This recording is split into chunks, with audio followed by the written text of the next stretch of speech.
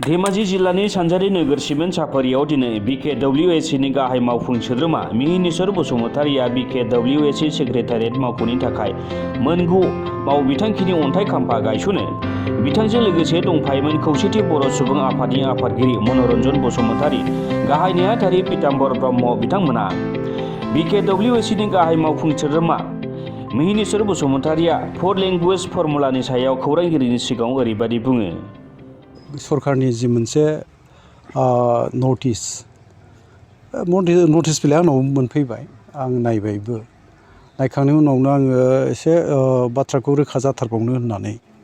ओरैनोथ' नंगौ, लिरनायाथ' क'क्राझार आरो चिरां, बाक्सा, उदालगुरि बे मोनब्रै जिल्ला बिटिआरआवल' लिरनो मोनगोन, बे दङ आरोखि। ओंखायनो माबोरै जानो हागौ फालाय, माने बिटिआरआव जेसेबां बर' दं, बाहेरायावसो बांसिन दं होनबाबो बांद्राय बुंनाय जाया। दा ओंखायनो आरो बर' बिजोङा जेरावहाय, आरो बर' बिजोङा बुंनो थाङोब्ला भारत संबिजितजों दिनै बर' रावा गनायथि मोननाय मोनसे राव।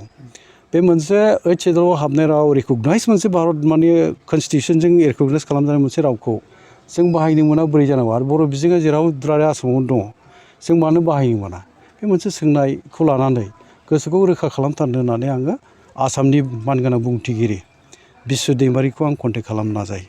कन्टेक्टआव आं मोनैलाय आङो आंनि बा जोंनि बर' कसारि अनसाय गावहारि खुंथायनि सोलोंथाइ बिफाननि जोंनि EM बिथां अनिल बसुमतारि आरो जोंनि बर' कसारि अनसाय गावहारि खुंथायनिनो मासिगिरि गाम्बारु मुसाहारि बिथां सानैखौ बिथांनिसिम थिनहरनाय जायो।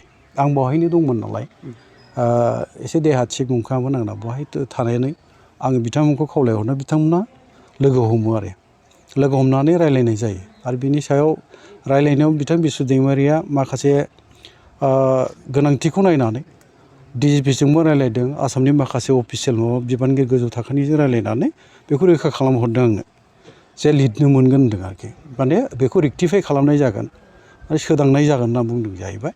दा बे हिसाबै जोङो आनजादाव लिरनो मोननांगौ, बे मिजिङा थाबाय। ओंखायनो थाबैनो थांनानै जों बेखौ आरोबाव बुंथिगिरि बिथांजों जों रायलायनांगौ दङ। आरो बुंथिगिरि बिथाङा मोनसे मोजां बाथ्रा बुंदों जोंनो, लिंहरबाय आंखौथ', देहा मोजां नंखाय आं थांनो हायाखै। CMजों जोङो खेबसे ज' जिरायलायनि, बे बाथ्राखौ बुंदों।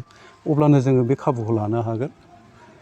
मिजिं दङ माने मोजां मोनसे माबानानै फैगोन। ओमफ्राय मोनसे बाथ्राफ्रा ओरै साननो गोनां जायो, अफिसारफ्राबो माखासे दस्रा मोनसे इन्टेनसननि अफिसारफोरबो थायो। आरो हयथ'बा सम सम जेब्ला जों रायलायफिनो, बुजायनाय जायो, बर' रावखौ लानानैथ' जोङो मोनसे समाव सोमावसारनांबाय, सोमावसारबोबाय।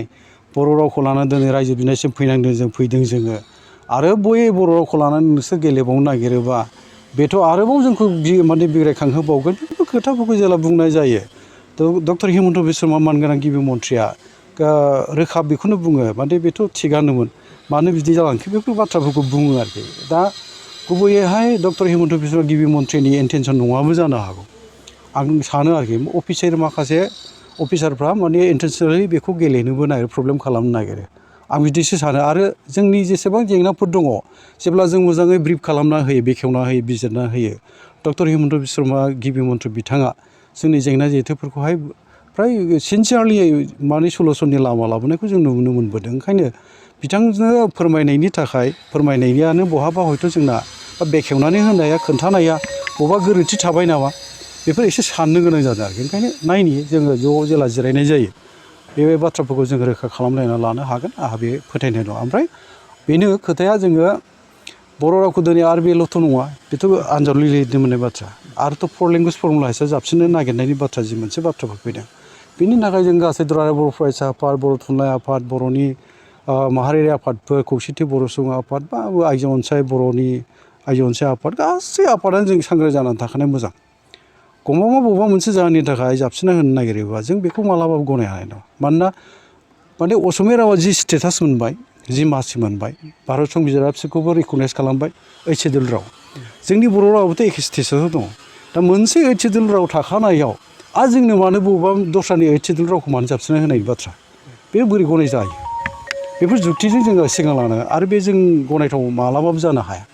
आरो दिनैहाय निउ इडुकेसन पलिसि बे 2020 बिनि दारैहाय गावबागाव बिमानि रावजों सोलोंनो मोननायनि मोन्थाय मोनखाबाय, गावबागाव बिमानि रावजों सोलोंनो मोनखायो।